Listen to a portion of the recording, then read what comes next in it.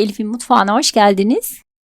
Bugün sizlerle davet sofralarınıza çok yakışacak. Tam kıvamında enfes lezzetiyle kıymalı bostan kebabı tarifini paylaşmak istiyorum.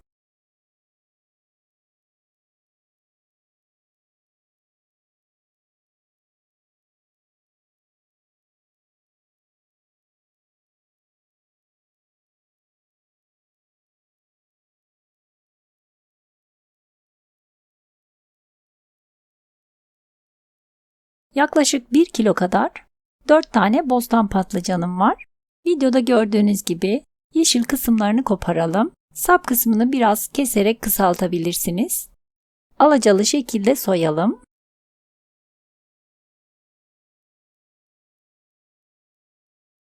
Ve tam ortadan ikiye bölelim. Daha sonra böldüğümüz patlıcanların orta kısmını tatlı kaşığıyla oyalım. Çok fazla inceltmeyelim, çok fazla kalın da bırakmayalım. Ben oyduğumuz patlıcanları patlıcanlı gözleme yaparak değerlendirdim.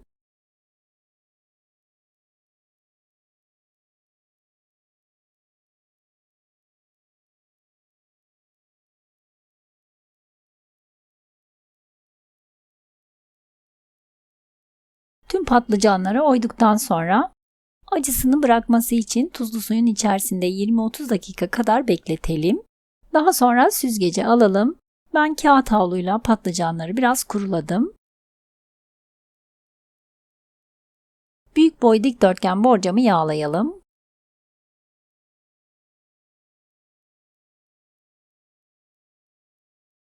Daha sonra videoda gördüğünüz gibi patlıcanları tek tek fırçayla her tarafına gelecek şekilde yağlayalım.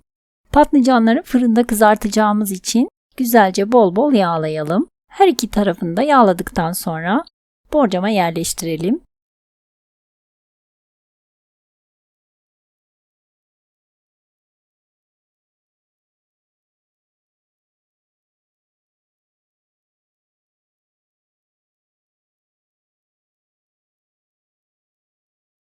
Ben 250 derecelik ızgara ayarlı fırında yaklaşık 20-25 dakika kadar kızarttım. Sizin fırınınızda ızgara ayarı yoksa fanlı veya alt üst ayar fırında da kızartabilirsiniz. Veya isterseniz kızgın yağda da kızartabilirsiniz. Gördüğünüz gibi patlıcanlar gayet güzel kızardı. Bu aşamada fırını kapatalım. Ben iç harcını hazırlayana kadar patlıcanları biraz fırının sıcağında bekletiyorum. Bu aşamada patlıcanlar biraz daha yumuşuyor. Patlıcanları kapalı fırında bekletelim ve bu sırada iç harcını hazırlayalım.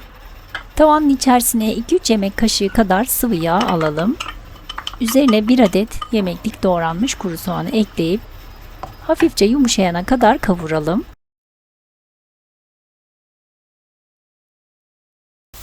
Üzerine 3-4 adet küçük doğranmış sivri biber ekleyelim. Birkaç dakika daha kavurmaya devam edelim.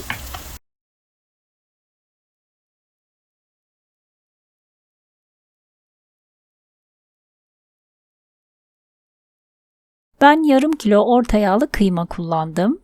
Kıymanın rengi dönene kadar videoda gördüğünüz gibi eze eze karıştıralım.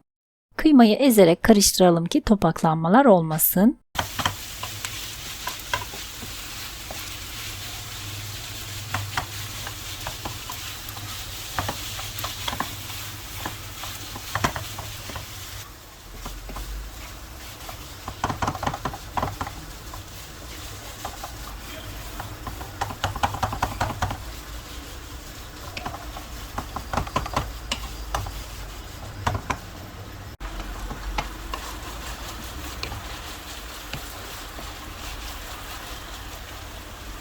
Daha sonra üzerine 2-3 diş küçük doğranmış sarımsak, 1 tatlı kaşığı domates salçası ekleyip biraz daha kavurmaya devam edelim. Kırmızı yaz domatesi kullanacaksanız, isterseniz salça kullanmayabilirsiniz.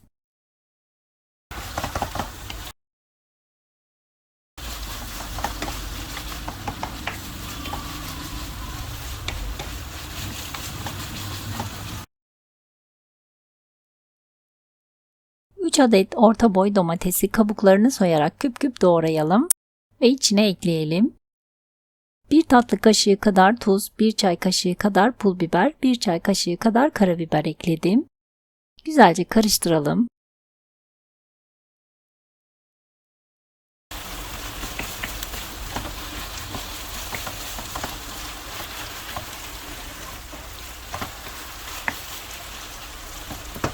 Kapağını kapatarak kısık ateşte yaklaşık 8-10 dakika kadar pişmeye bırakalım.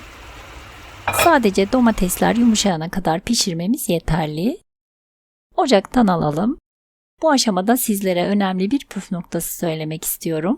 Patlıcanları daha önce bolca yağlayıp kızarttığımız için borcamın dibinde birikmiş olan fazla yağı mutlaka dökelim. Ben bu aşamada yağ dökmedim ama bana biraz yağlı gibi geldi. Eğer ki borcamın dibindeki yağı alırsanız çok daha hafif ve lezzetli olacak yemeğiniz. İlk harcımızı bol miktarda patlıcanların üzerine yerleştirelim.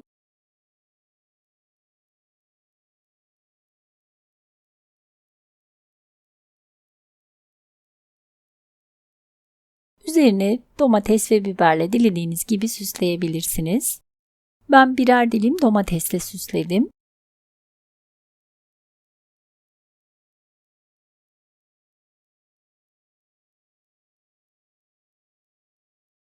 Ayrı bir kabın içerisine 1 dolu tatlı kaşığı domates salçasını alalım. Üzerine 1-1,5 su bardağı kadar su ekleyelim. Ben 1,5 su bardağı su ekledim. Fazla sulu olmasını istemiyorsanız su miktarını biraz azaltabilirsiniz. Hazırladığımız sosu borcamın kenarından üzerine dökelim. 1 adet yağlı kağıdı ıslatarak avucumuzun içinde buruşturalım. Daha sonra yemeğimizin üzerini yağlı kağıtla kapatalım.